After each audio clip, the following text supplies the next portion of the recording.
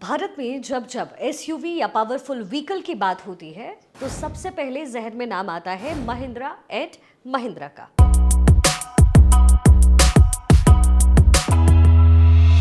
वो इसलिए क्योंकि जब हमारी ऑटोमोबाइल इंडस्ट्री चलना भी नहीं सीखी थी और हम पूरी तरीके से विदेशी कंपनियों पर डिपेंडेंट थे, उस समय महिंद्रा ने भारत के लिए जीप बनाई, ट्रैक्टर्स बनाए और इन्होंने भारत की रूरल इकोनॉमी में डिफेंस सेक्टर में कितना बड़ा योगदान दिया है ये हम आप में किसी से छिपा नहीं है। लेकिन क्या आप जानते हैं महिंद्रा एंड महिंद्रा की शुरुआत कैसे हुई और इसके नाम में 2 बार महिंद्रा क्यों आता है?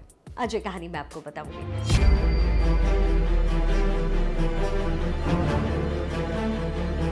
दरअसल हम यहाँ बात कर रहे हैं महिंद्रा एंड मोहम्मद कंपनी की और ये कोई मिस्टेक नहीं है। आज भले ही ये ब्रांड पूरी दुनिया में महिंद्रा और महिंद्रा के नाम से जाना जाता है, लेकिन इस कहानी की शुरुआत होती है महिंद्रा एंड मोहम्मद के नाम से।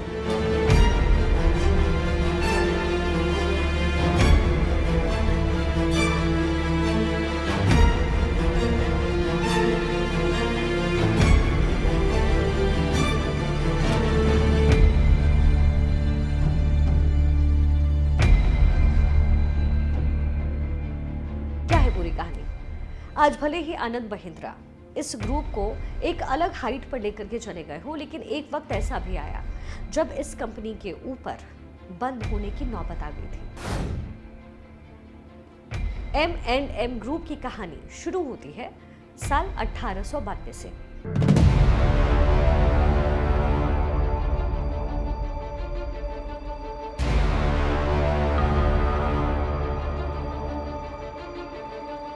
इसी साल जगदीश चंद्र महिंद्रा का यानी कि महिंद्रा एंड महिंद्रा के फाउंडर का जन्म होता है और 2 साल बाद 1894 में पैदा होते हैं उनके भाई कैलाश चंद्र महिंद्रा।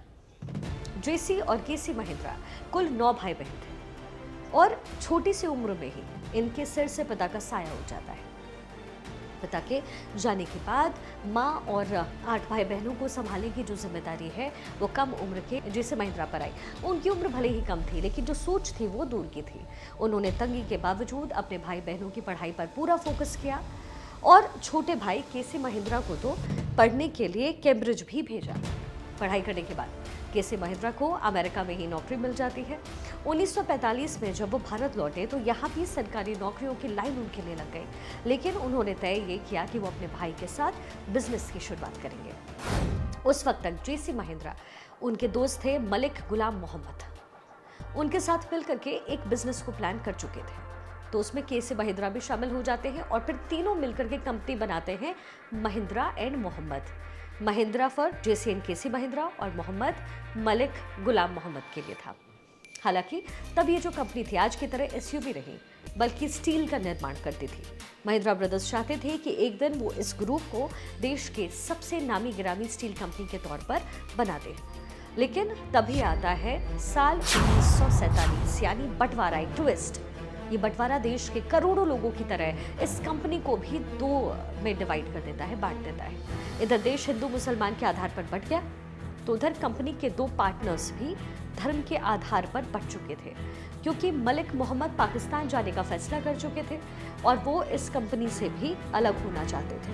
पाकिस्तान बनने के साथ ही मलिक मोहम्मद हिंदुस्तान छोड़ देते हैं और फिर पाकिस्तान में जाकर के वहाँ के पहले फाइनेंस मिनिस्टर बन जाते हैं और फिर पाकिस्तान के तीसरे गवर्नर जनरल भी बने हुए। लेकिन मलिक के जाने के बाद महिंद्रा ब्रदर्स की जो मुश्किलें हैं वो बढ़ जाती हैं। उसकी बड़ी वजह क्या थी? M&M में मलिक की हिस्सेदारी काफ़ी ज़्यादा थी। ऐसे में कंपनी के ऊपर बंद होने का खतरा आ गया, दिक्कत हो गई। लेकिन दोनों भाई हिम्मत नहीं हारते हैं और वो कंपनी को आगे बढ़ाने का फिर फैसला कर लेते हैं। इसके बाद आगे क्या? मलिक गुलाम मोहम्मद के अलग होने के बाद ये तय होता है कि कंपनी का नाम पहले बदला जाए, लेकिन समस्या यहाँ ये थी कि कंपनी जो है M&M के नाम से बड़ी रजिस्टर्ड थी और मशहूर थी। नाम को बदलने में कोई समस्या नहीं थी, लेकिन बजट जो था वो बहुत कम था। पहले ही महिंद्रा ब्रदर्स फाइनेंशियल क्रंचेस का सामना कर रहे थे। ऐसे में वो नहीं चाहते थे कि कंपनी के नाम से लेकर के तमाम स्टेशनरी और बाकी चीज़ों को बदला जाए और फिर इसके लिए जो है जाहिर है पैसे खर्च हो। इसलिए फिर वो तय करते हैं कि इसका नाम M&M ही रखा जाए ऐसे में वो मोहम्मद की जगह महिंद्रा जोड़ देते हैं, यानी कंपनी को महिंद्रा एंड महिंद्रा नाम दे देते हैं, महिंद्रा एंड मोहम्मद की जगह। यानी एक किफायत का फैसला ये था, पैसा बचाने की ये जुगत थी एक। अब केसी महिंद्रा जो है वो अमेरिका की कंपनी में जब वो काम कर रहे थे तो उन्होंने वहां पर एक जीप देखी थी।